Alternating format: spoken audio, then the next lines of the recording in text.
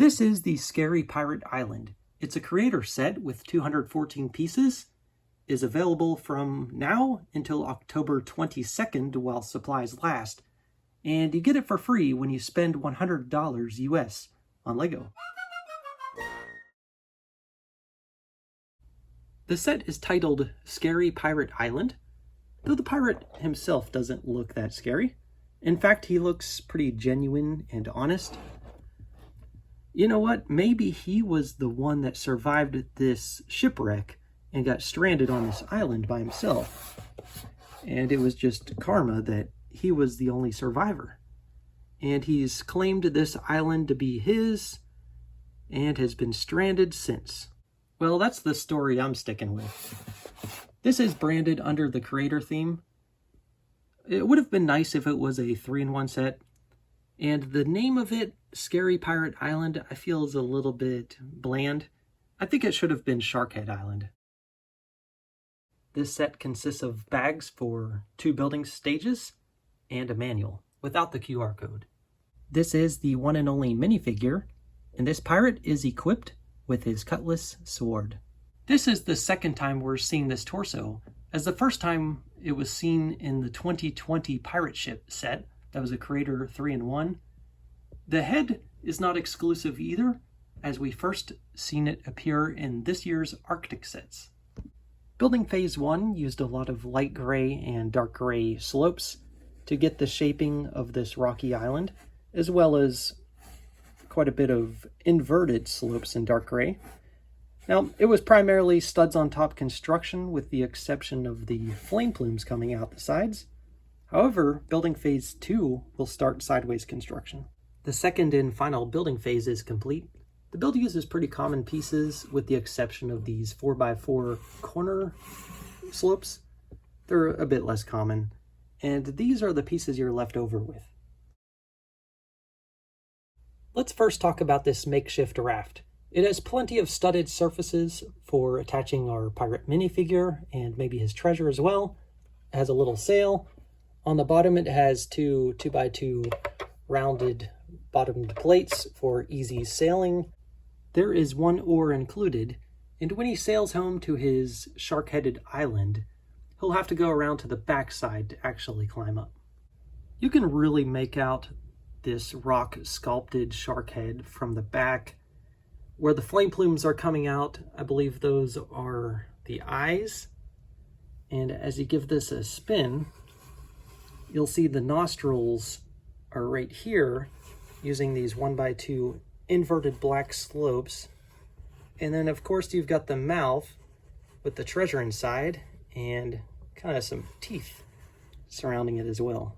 It really looks like this cliffside is coming up out of the water and taking a bite out of whatever's inside of it, which includes a treasure chest. And inside of that treasure chest, there's just some gold studs, 3 of them, a couple of gems, and a gold goblet. And there's also a skeleton head off to the side. Here's a closer look at inside the shark's mouth. You can fit that treasure chest pretty far back as there's a little cove in there. And I like the look that the inverted slopes give on the top of the cave.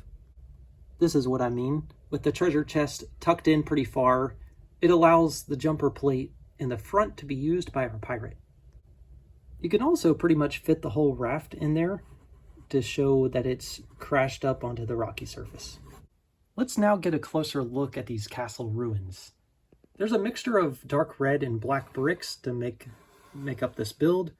There's a bat hanging upside down on a lantern with a green cylinder inside. Got a little seashell here and some steps leading up to a spot where our pirate can look out this window.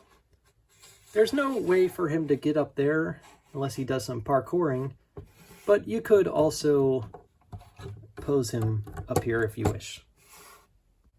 Nearing the top of the ruins is what I believe is a worn and torn pirate flag hanging from a post.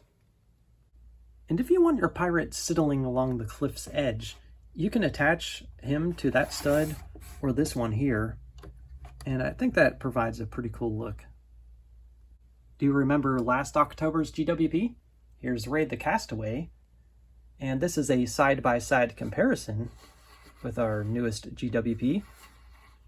And I'm thinking that this island is more superior with its rock sculptures and castle ruin, though you gotta love the palm trees of Ray the Castaway.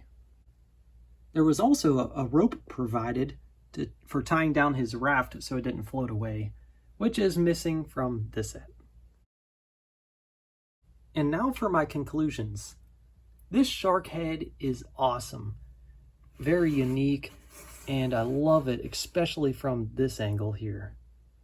The castle ruin is cool as well, and I think in general this is just a good display and has a lot of play potential that can open up your imagination to build something more substantial. In a time where we don't get a lot of pirate stuff, I think this is inviting. Now, let me talk about the cons.